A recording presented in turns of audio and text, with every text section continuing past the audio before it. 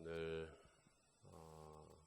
새벽에 함께 나눌 말씀의 제목은 샬롬입니다. 샬롬. 샬롬 한 번 아니고 두 번, 샬롬 두 번. 네. 이번에 장마가 참 대단했어요. 그죠? 한 50여일 정도 비가 계속 왔습니다. 2013년도에 그때 49일 정도 그때 비가 왔었더랬는데 이번에는 50여일 그 기록을 깬 거예요. 비가 얼마나 쏟아졌는지.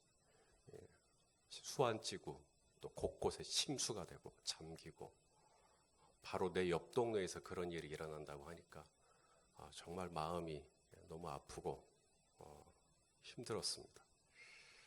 우리 속담에 그런 말이 있죠. 홍수에 마실 물이 없다. 물은 도처에 넘쳐나는데 마실 물은 정작 없는 것이죠. 코로나19로 인해서 많은 부분이 멈췄습니다. 모이고 싶어도 모일 수 없고 만나고 싶어도 만날 수가 없고 뭘 하고 싶어도 어딜 가고 싶어도 갈 수가 없는 이럴 때 우리 성도님들께 가장 필요한 게 뭘까? 모든 것이 멈춰버리고 정지되어 있는 것 같은 이때에 우리 성도님들께 가장 필요한 게 뭘까? 우리 예수님께서 돌아가시고 이제 제자들끼리 모입니다. 제자들끼리 모였을 때 유대인들이 무서운 거죠. 자기들도 잡아가서 죽일까 봐. 그래서 문들을 다 꽁꽁 닫고 자기들끼리 이렇게 모여 있었는데 예수님이 그 한가운데 성경에 보면 제자들 한가운데 예수님이 오셔서 인사를 하죠. 뭐라고 인사합니까? 샬롬, 평안하냐 이렇게 인사를 하십니다. 우리 요한복음 20장 19절 말씀을 한번 읽어보겠습니다. 우리에게 이 코로나 때에 우리에게 다 문들이 닫아 있잖아요. 마음의 문도 닫아 있고 이때 주님이 한가운데 한 폭판에 오셔서 평안하냐 인사하시는 본문입니다. 읽어보시죠. 시작. 이날 곧 안식 후 첫날 저녁 때 제자들이 유대인들을 두려워하여 모인 곳의 문들을 닫았더니 예수께서 오사 가운데 서서 이르시되 너희에게 평강이 있을지어다. 바이러스를 두려워하여 모인 곳의 문들을 닫았더니 그렇죠? 그 바이러스가 얼마나 된다고? 그 바이러스가 두렵다고 출입문도 통제하고 들어올 때도 일일이 다 발열 체크하고 QR코드 인식하고 명부 작성해야 되고 다 문들을 닫았어요. 근데 그 가운데 주님이 오셔요. 그리고는 뭐라고 묻냐면 정순애 권사야 평안하냐? 김정아 권사야 평안하냐? 주님이 그렇게 물으시는 거예요. 평강이 있을지어다. 우리 주님이 나에게 주시는 음성으로 알고 저를 따라서요. 평강이 있을지어다. 여러분 하루의 일과를 마치고 집에 들어가기 전에 여러분 집 문 안에 있는 평강이 있을지어다. 그렇게 하고 집에 들어가 보세요. 제가 우리 성도님들 신방할 때 가끔 보면 이제 신방을 갔는데 없어요. 집에 우리 성도님이. 그러면 이제 문고리 잡고 기도하는 건데 평강이 있을지어다. 평강이 있을지어다. 샬롬이라는 인사입니다. 홍수가 시작되면 물은 넘쳐나는데 정작 마실 물이 없듯이 코로나19로 많은 것들이 멈췄어요. 저희 목회 활동도 마찬가지입니다. 신방도 예전 같지 않고 성경 공부도 할 수도 없고 예배도 많이 드릴 수도 없고 그래서 누구도 저한테 그런 사람 없지만 혹 그렇게 생각하시는 분이 있을까요? 야, 우리 목사님 코로나 때문에 수지 맞았다. 우리 목사님 텐자 얼마나 좋으실까. 일도 없지 사역도 없지 그냥 좋겠다.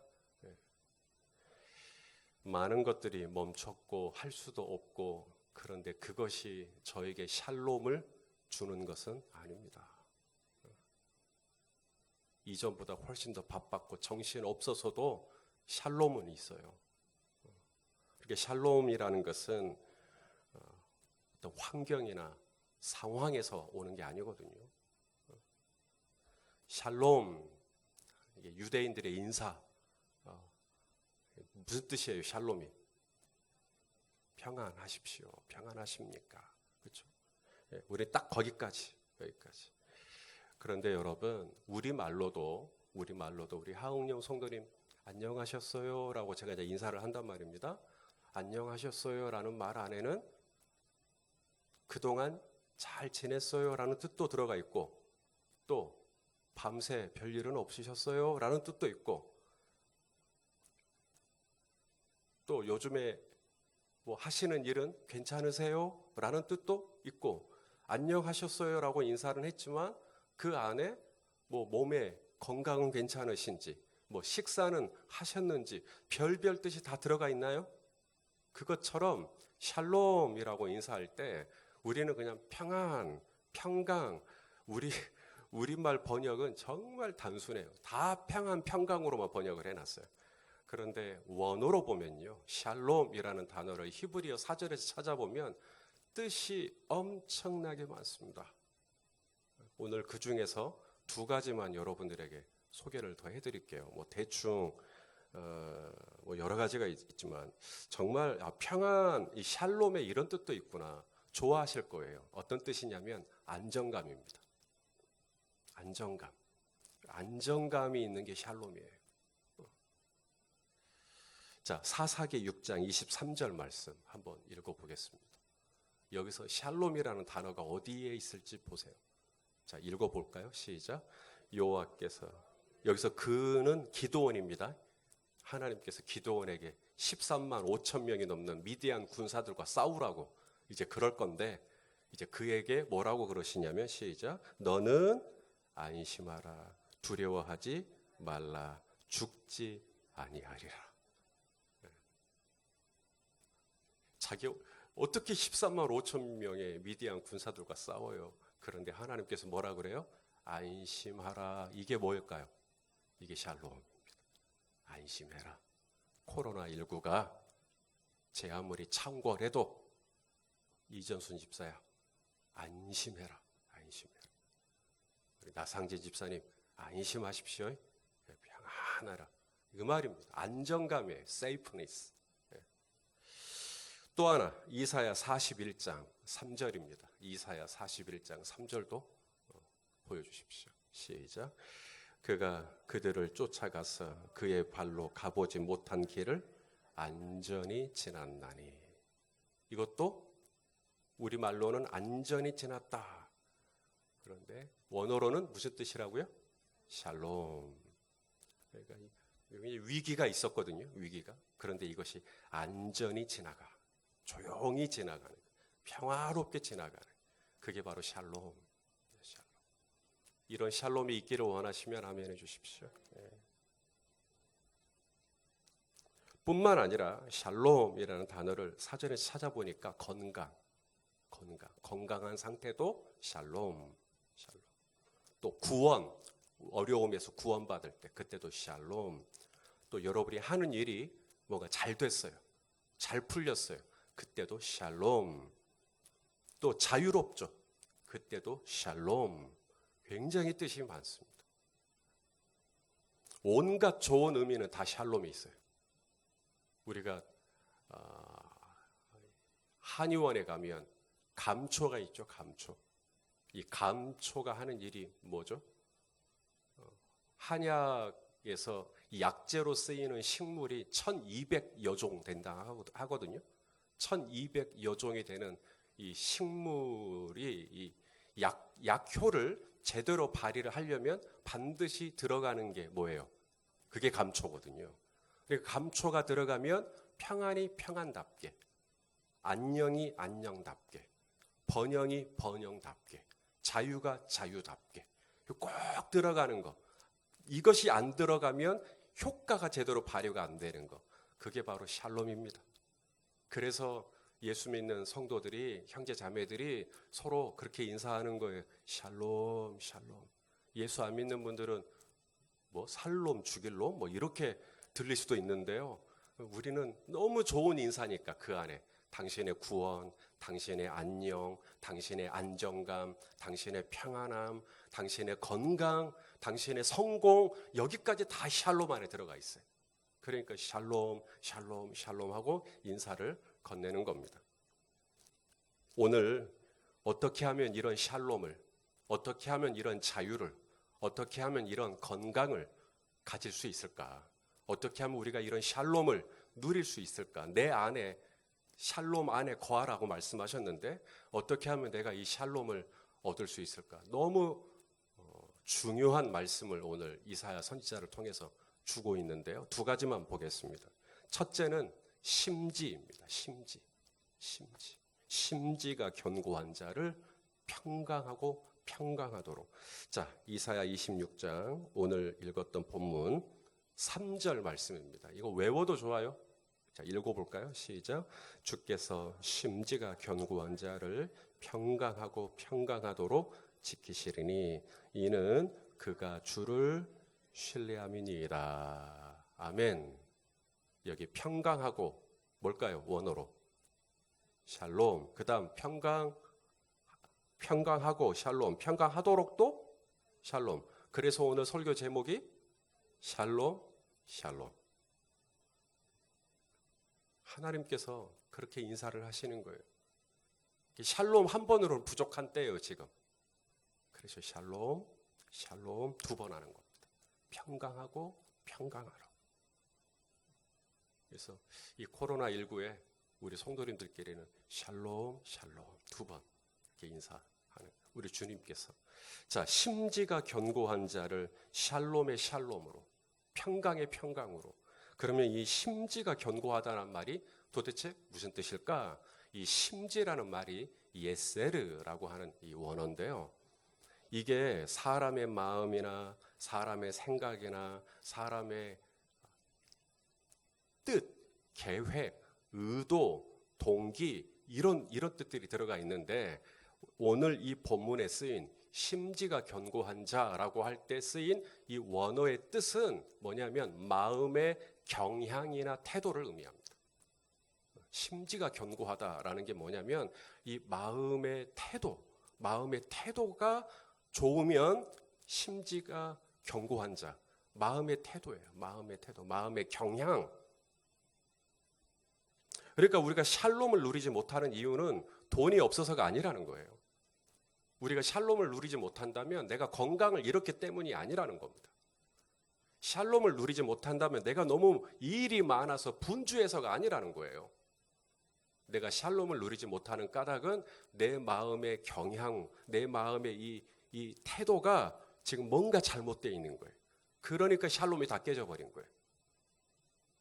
수고하고 무거운 짐진 자들아 다 예수님께로 내게로 오라. 그리하면 너희 뭐가 쉬어요? 마음이 쉼을 얻으리니.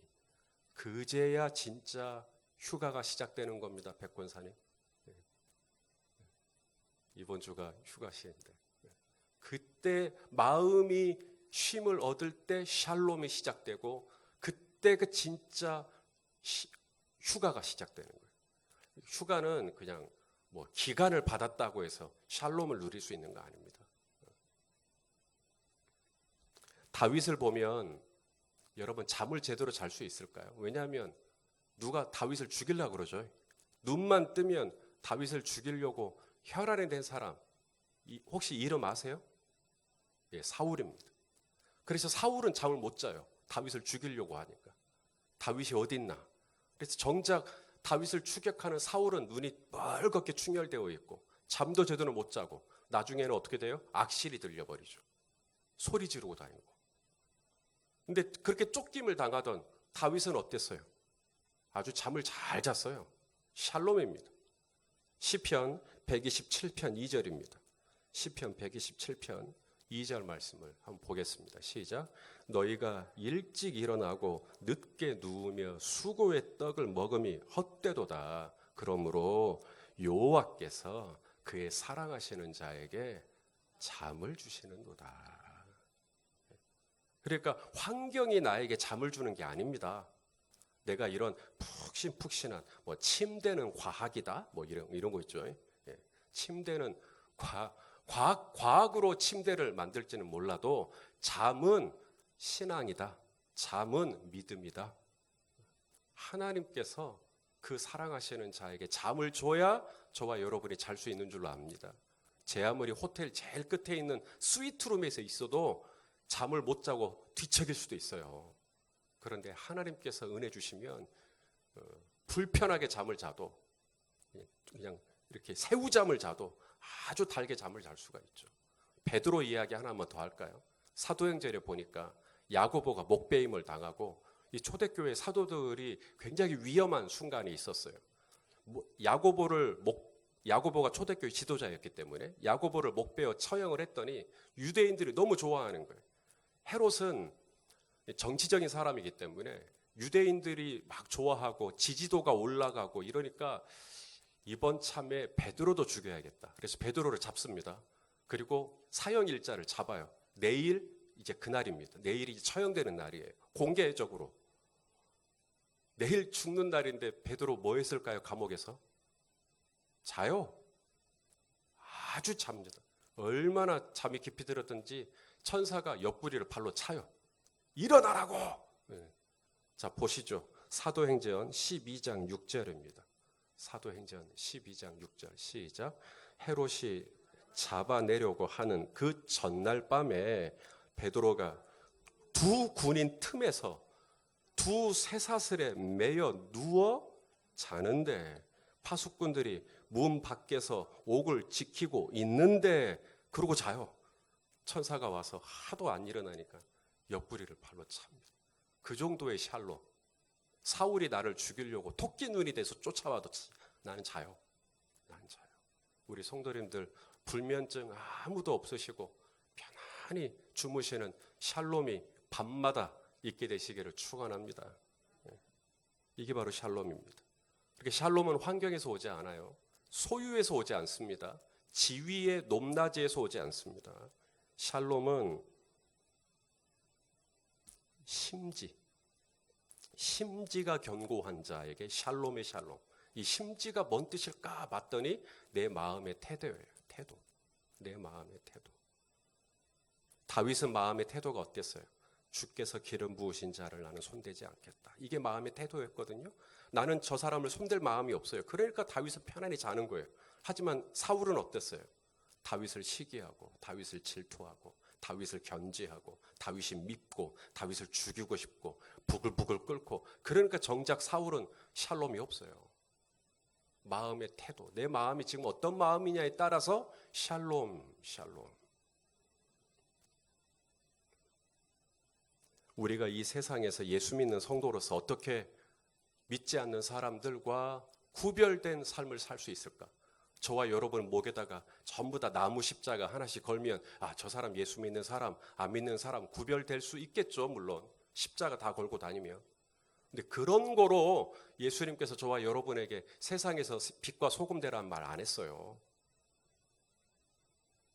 정말 우리가 예수 믿는 사람으로 세상과 구별되는 것은 내가 몸에 뭘 장식을 하는 액세서리에서 구별되는 게 아니라 바로 마음의 태도입니다.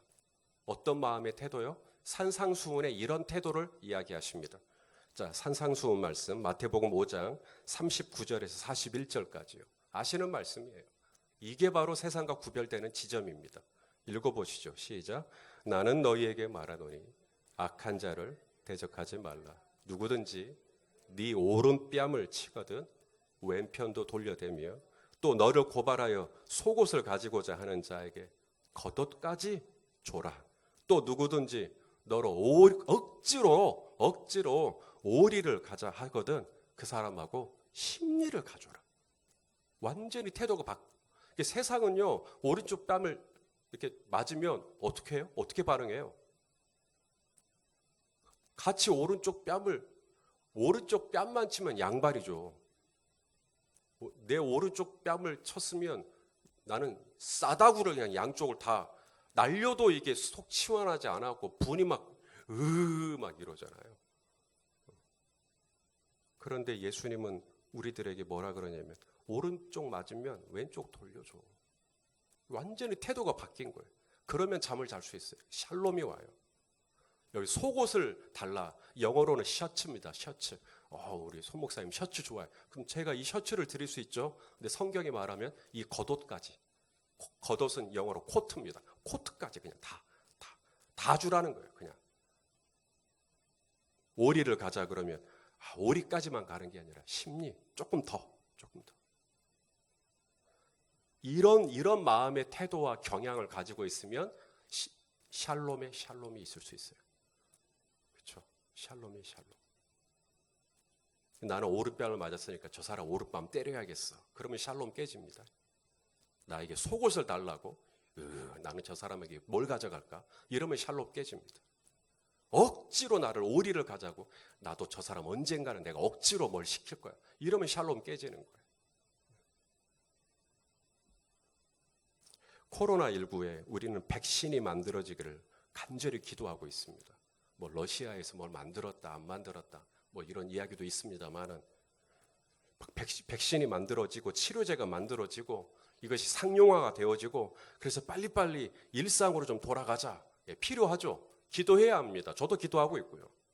그런데 사랑하시는 여러분, 이 코로나가 언제까지 장기화될지 모르나 백신이 만들어지는 것보다 더 시급한 게 있습니다. 바로 샬롬입니다. 샬롬. 백신이 만들어지지 않았다고 샬롬을 잃어버리면 어떡하겠습니까? 나의 마음의 태도, 내가 가지고 있는 계획, 내가 가지고 있는 생각, 내가 가지고 있는 이 뜻, 여러분 이거 바뀌는 게 쉬워요, 어려워요? 어려워요. 이게 쉬우면 얼마나 좋겠어요. 마음 바꾸자, 하나, 둘, 셋, 샤. 이게 돼요, 이게 무슨 요술공주 뽀로롱도 아니고. 이 심지가 견고한 자가 샬롬의 샬롬인데 이 심지가 잘 안 바뀌어요. 생각이 잘 안 바뀌어요. 계획이 잘 안 바뀌어요. 어떻게 하면 좋겠어요? 제가 이런 의문을 가지고 어떻게 하면 이 심지가 바뀌나 하는 마음으로 다시 한번 이 샬롬이라는 뜻을 히브리어 사전으로 찾아봤어요. 제가 가지고 있는 히브리어 사전은 한국말로 번역된 사전이 아니라 그냥 영어로 번역된 히브리어 사전인데 영어로는 정말 뜻이 무궁무진합니다. 그러다가 샬롬이라는 이 단어를 찾다가 제가 밑줄을 그었어요. 이런 뜻도 있었네, 샬롬에. 그게 뭐냐면 프레임이라는 단어가 있어요. 프레임이 뭐냐면 그림 그릴 때 화가들이 그림을 그냥 안 그리죠. 연필 같은 거로 이렇게 어디를 그릴 것인가. 혹시 이런 거 보셨어요? 이런 거? 어디를 잡고 내가 그림을 그릴 것인가. 이렇게 프레임을 넣어보고 우리 한근희 목사님이랑 강미랑 집사님이랑 괜찮네. 요 각도로 그려야겠다. 프레임이 바로 그겁니다. 각도요, 각도. 사진을 찍을 때 렌즈에 담길 수 있는 거 전체 풍경이 아닙니다. 사진에 담길 때는 한 장면만 잡아야 되거든요. 그게 프레임입니다. 프레임. 그러니까 내 이 심지가 바뀌려면 어떻게 되냐면 프레임을 바꾸셔야 돼요. 그러니까 전에는 여기만 보고 있는 거예요. 여기만 보고 있으니까 내 마음의 생각, 뜻, 태도가 다 깨진 거예요. 그런데 프레임을 어떻게 바꾸셔야 돼요? 이렇게 하나님으로 바꾸셔야 돼요. 하나님의 마음으로 바꾸셔야 돼요. 자, 시편 123편 2절입니다. 이게 프레임이에요. 이렇게 프레임을 바꾸셔야 돼요. 시편 123편 2절 말씀을 좀 보겠습니다. 시작. 상전의 손을, 프레임이죠. 상전의 손을 바라보는 종들의 눈. 이게 종들의 눈은 프레임이 어디에 있는 거예요? 상전의 손. 그 다음에 여주인의 손을 바라보는 여종의 눈같이 우리의 눈, 우리의 프레임이 어디서요? 여호와 우리 하나님을 바라보며 우리에게 은혜 베풀어 주시기를 기다리나이다. 할렐루야. 그러니까 저와 여러분의 이 심지가 견고하려면 방법은 없어요. 이 프레임을 오늘 바꾸셔야 돼요. 계속 내가 문제를 보고 있는 거예요. 문제를 보고 있으니까 문제가 확대되죠. 이 문제를 이렇게 보고 있는 거예요. 그 문제가 너무 커 보이는 거예요. 얼른 프레임 바꾸셔야 돼요. 문제를 보지 말고 우리의 눈이 어디를 바라봐야 돼요? 여호와 우리 하나님의 손을 바라봐야 돼요. 하나님. 그래서 예수 믿는 사람들은 옆에서 어이 했을 때 뭐가 나와야 돼요? 오메 주여, 이게 나오셔야 돼요. 오메 주여. 주님, 순간순간 주님께 나의 프레임을 계속 바꾸셔야 돼요. 그랬을 때 주님이라면 어떻게 하실까? 주님이라면 어떻게 결정하셨을까? 주님이라면 무슨 말씀을 하셨을까? 항상 나의 프레임이 그쪽으로 가 있을 때 그렇게 심지가 견고한 자에게 주님이 샬롬, 샬롬, 샬롬, 샬롬. 할렐루야. 오늘 이 하루 우리 적용해야 돼요. 오늘 운전할 때도 내 생각과 내 경향과 내 마음의 태도, 내 프레임을 항상 하나님께 맞추는 거예요. 하나님, 제가 어떻게 하기를 원하십니까? 주님, 제가 어떻게 하기를 원하십니까? 그렇게 하면 당신의 마음에 주님의 평강을 더하여 주실 것입니다. 오늘 함께 말씀을 듣는 우리 성도님들 모두에게 주님의 샬롬이 함께 하시기를 예수님의 이름으로 축원합니다.